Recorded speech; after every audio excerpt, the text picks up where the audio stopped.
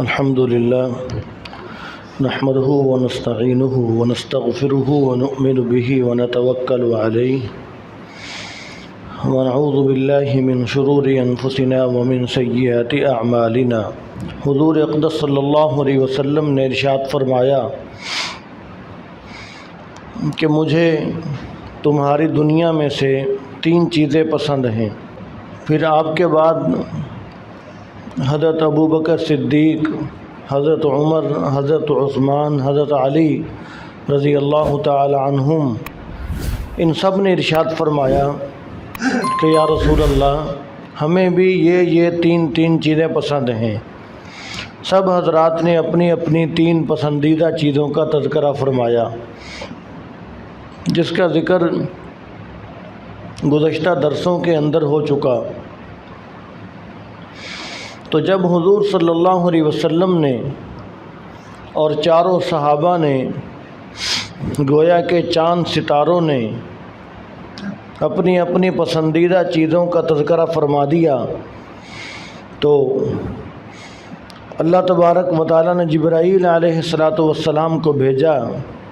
کہ جبریل، میرے محبوب صلی اللہ علیہ وسلم کی محفل سجی ہوئی ہے۔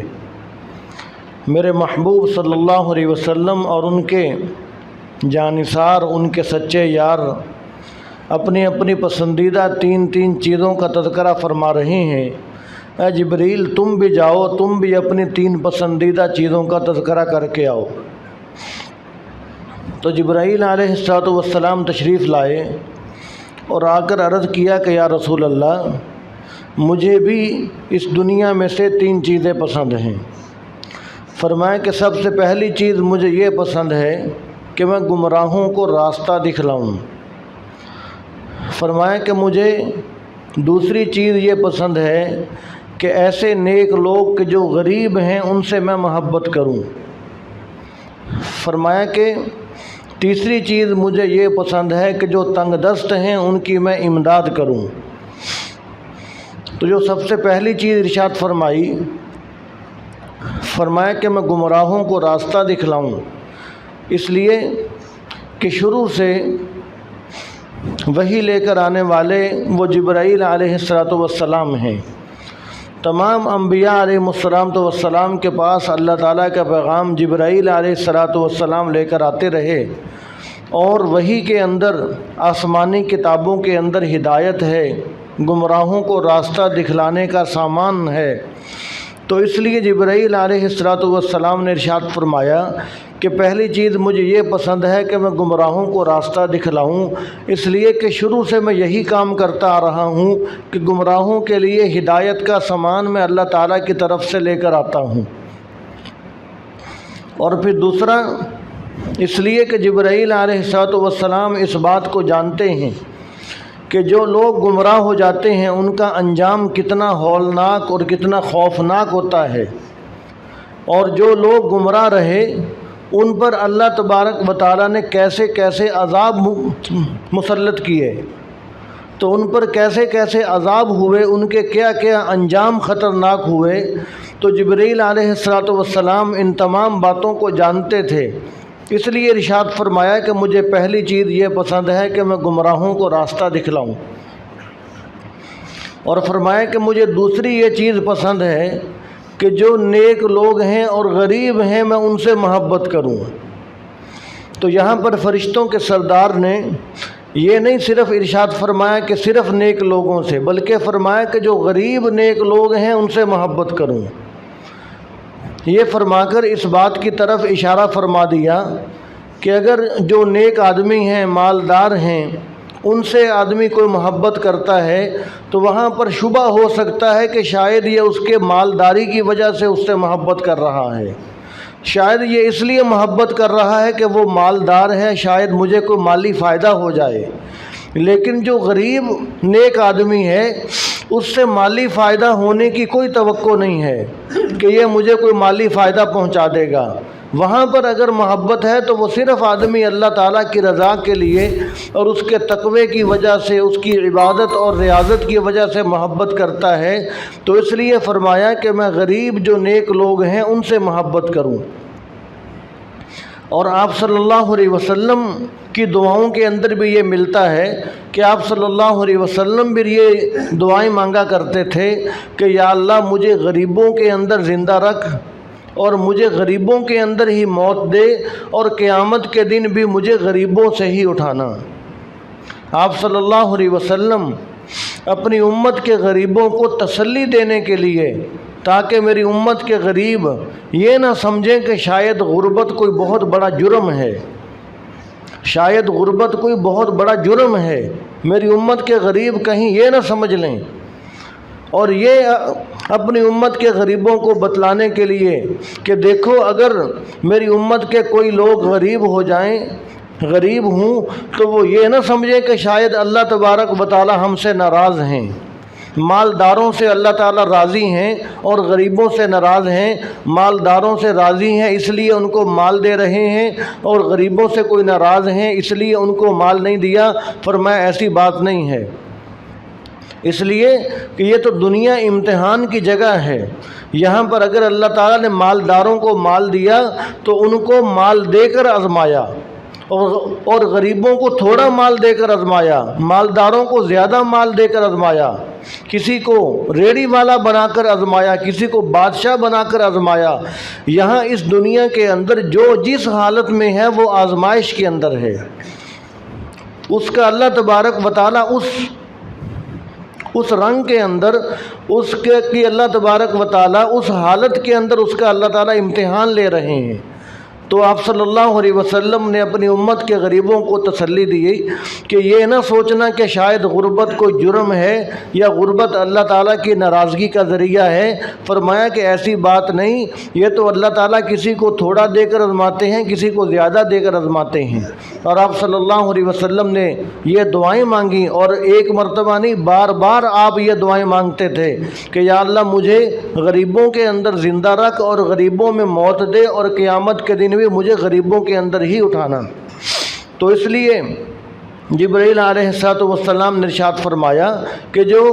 نیک لوگ ہوں اور غریب ہوں ان سے محبت کرنا۔ فرمایا کہ مجھے دوسری یہ چیز پسند ہے۔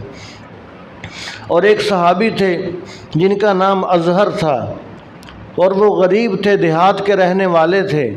آپ صلی اللہ علیہ وسلم کے پاس آتے، دیہات سے ہدیے تحفے لے کر آتے، آپ صلی اللہ علیہ وسلم سے بڑی محبت کرتے، اور آپ بھی بدلے کے اندر ان کو ہدیے تحفے دیا کرتے تھے۔ تو وہ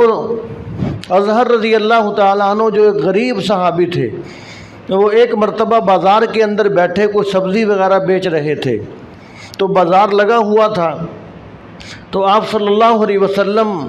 بازار کے اندر گئے، دیکھا کہ اظہر بیٹھے ہیں، کوئی سبزی وغیرہ کوئی چیز بیچ رہے ہیں۔ تو آپ صلی اللہ علیہ وسلم کو ان سے بڑی محبت تھی، تو آپ صلی اللہ علیہ وسلم پیچھے سے گئے اور ان کی آنکھوں کے اوپر ہاتھ رکھ لیا، اور ہاتھ رکھ کر فرمانے لگے کہ من یشتری ھذا الغلام، یہ غلام کون خریدے گا؟ میں اس غلام کو بیچ رہا ہوں، یہ کون خریدے گا؟ تو حضرت اظہر رضی اللہ تعالیٰ عنہ فرماتے ہیں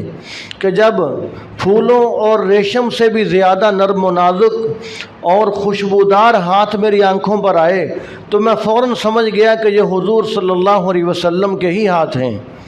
تو وہ فرماتے ہیں کہ میں نے محبت کی وجہ سے اپنی کمر بھی حضور کے سینے کے ساتھ اس طرح چپکا لی کہ حضور کے ہاتھ تو میرے جسم کے ساتھ لگ رہے ہیں، میرا جسم بھی آپ صلی اللہ علیہ وسلم کے جسم کے ساتھ لگ جائے۔ تو وہ فرماتے ہیں کہ میں نے کہا کہ یا رسول اللہ، آپ مجھے بیچنے کی آواز لگا رہے ہیں، میری آپ کو قیمت کون کتنی دے دے گا؟ میری کوئی قیمت نہیں ہے، میری کتنی قیمت آپ کو مل جائے گی؟ آپ مجھے بیچ رہے ہیں، مجھے بیچنے کا آپ کو کوئی فائدہ نہیں ہوگا۔ تو حضور صلی اللہ علیہ وسلم نے ارشاد فرمایا کہ اظہر، تیری دنیا والوں کے ہاں کوئی قیمت نہیں ہوگی، اللہ تعالیٰ کے ہاں تیری بہت قدر و قیمت ہے۔ اللہ تبارک و تعالیٰ کے ہاں فرمایا کہ تیری بہت قدر و قیمت ہے۔ آپ صلی اللہ علیہ وسلم نے یہ بتلا دیا کہ تو غریب ہے تو یہ نہ سمجھ کہ یہ دنیا والے تجھے کچھ نہیں سمجھتے، تو اللہ تعالیٰ کے ہاں بھی تو کچھ نہیں ہے۔